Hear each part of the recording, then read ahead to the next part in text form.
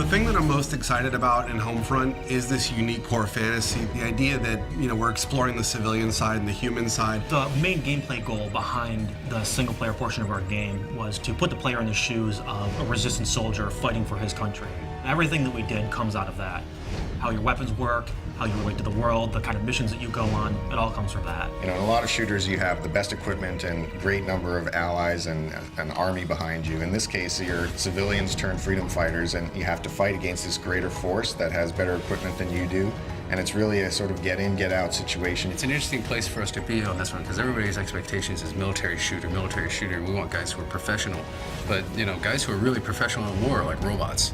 And for us, they're not professional military people. They're resistance fighters. They're all civilians. When it comes down to realizing this world, this fallen America, this occupied America in the game, we really wanted to establish some key moments or key shots where you come out of an opening and you see this big, huge, expansive environment revealed before you.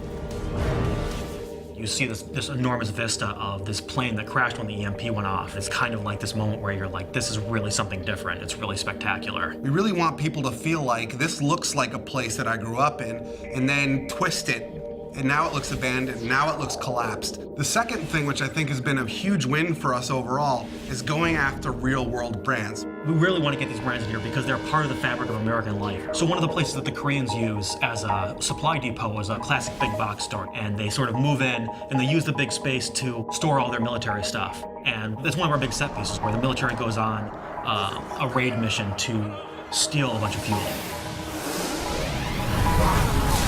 Consequence of violence is something that we're focusing on in the game. War is not a pretty thing, and there's not always lots of positive events that come out of it. It's actually very dark and tragic, and we want to show that element in Homefront, which you don't really get in a lot of shooters.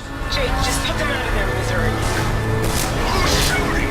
Let those bastards come! In an average FPS, you'll blow through 30 to 100 guys every 15 to 20 minutes or so. And you sort of get this what we call massacre fatigue. When you stop even caring, you don't even realize that you're killing humans. But what we're trying to do is really attach emotion to that it actually, there are consequences to violence. Please form a single file line. Have your papers ready for inspection. How am I supposed to make the player feel or care about the fact that they're killing when that's the whole goal of the game? But that's really the fundamental crux of what we're trying to achieve.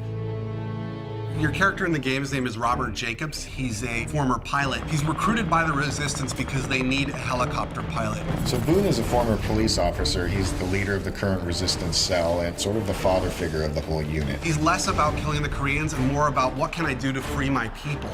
Connor is really the key combat figure of the group. He's a little on the wild side. He's not conventional, but he's really a valuable man to have in a fight. And Rihanna is born and raised in upstate New York. She was kind of the hunter in the wilderness, and she just felt the call to join the Resistance and do whatever she could about it. The final character is Hopper, and what makes him really interesting is he's a Korean American, and he has scars on his face from race riots that happened in the early parts of the war. The supporting cast is kind of interesting because you run across all these civilians who have totally different approaches. Some will work with you, some will support you, others might betray you or sell you out, and we create all these kind of neat moments around all these supporting characters.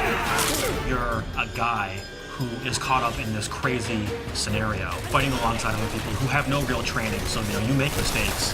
People get shot, people get hurt, people die alongside you. Fighting as a civilian with civilian and in an occupied America, that's really the core of what Homefront's all about, and that's really what we're set to deliver on.